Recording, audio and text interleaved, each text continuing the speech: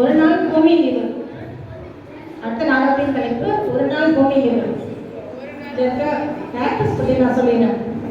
இதுதான் கிளீன் குமாரி, clean queen. இது ரெண்டு மரங்கள். இதுதான் பூமி, பூமி அம்மா. இங்கே டாக்டர், இங்கே நியூஸ் ரிப்போர்ட்டர், இங்கே குப்பை குமார்.